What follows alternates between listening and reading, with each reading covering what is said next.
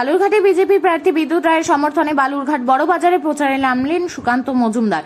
এদিন প্রার্থী বিদ্যুৎ রায়কে সাথে নিয়ে বালুরঘাটের সাংসদ তথা কেন্দ্রীয় প্রতিমন্ত্রী সুকান্ত মজুমদার বাজারে ক্রেতা বিক্রেতাদের কাছে প্রার্থীকে বালুরঘাটে ভূমিপুত্র হিসেবে পরিচিতি করান। বালুরঘাটের সাংসদ সুকান্ত মজুমদার নিজের শহরে দলের প্রার্থীকে জেতাতে মরিয়া।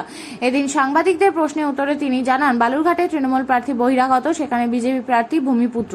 অন্যদিকে তিনি বলেন, বিজেপি ক্ষমতায় এলে বালুরঘাটে বিমানবন্দর চালু করার চেষ্টা চালাবেন তিনি।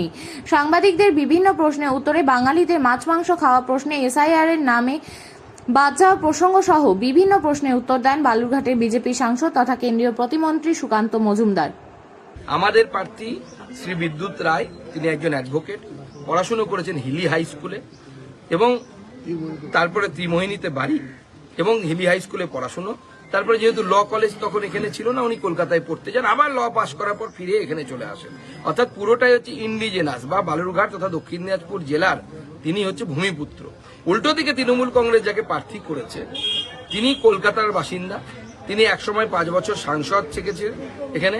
তার জ্বালায় বালুরঘাটের লোক ওনাকে ভোট না দিয়ে আমাকে 34,000-এরও বেশি ভোটে জিতিয়েছিল এবং বলেছিল ছেড়ে দেবা কেঁদে বাঁচি। সেই অবস্থা বালুরঘাটের লোকের বা দক্ষিণ দিনাজপুর জেলার মানুষের উনি করেছিলেন। এখন বালুরঘাটের মানুষ জানেন যে বহিরাগত সংস্কৃতি, অপসংস্কৃতি বালুরঘাটে আনা যাবে না। বালুরঘাট হচ্ছে শান্তির জায়গা। আমরা ভিন্ন ভিন্ন রাজনৈতিক মতাদর্শের লোক হতে পারি, কেউ কারো গায়ে কোনো আঘাত করি না। এখানে এমপি আছে, বিজেপির এমএলএ আছে, কোনো শুনবেন না যে এখানে তৃণমূল অফিস ভাঙচুর হয়েছে বা কোথাও ঝামেলা হয়েছে।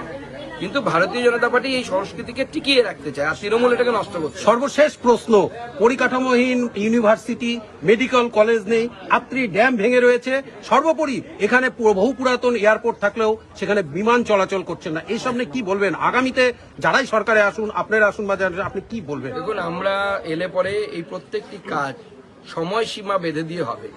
এবং আপনি যে এয়ারপোর্টের কথা বললেন, আমারই বিমান নিয়ে আসার কথা ছিল, কারণ পার্টি ভোটের সময় বিমান বা প্লেন ভাড়ায় নেয়, সেই প্লেন বসে থাকে অনেকদিন। আমাদেরও সুবিধা হয় যাওয়া আসাতে, যাতে একই দিনে আমরা 2 জায়গায় প্রোগ্রাম করতে পারি, 3 জায়গায় প্রোগ্রাম করতে পারি।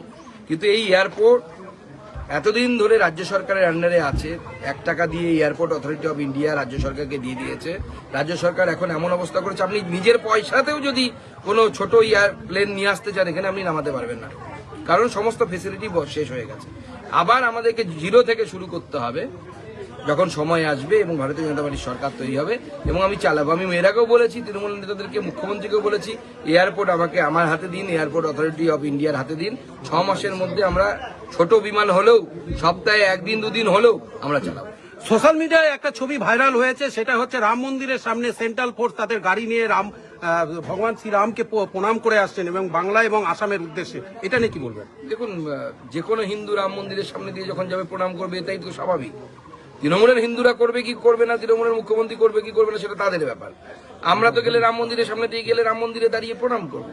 জগন্নাথ মন্দিরের সামনে দিয়ে পুরীতে যখন আমি দেখেছি লোক যান, পুরী নিজের অফিসে যাচ্ছেন, গাড়ি থেকে নেমে ষষ্ঠাঙ্গে প্রণাম করেন জগন্নাথ মন্দিরের সামনে, ভেতরেও ঢোকেন না।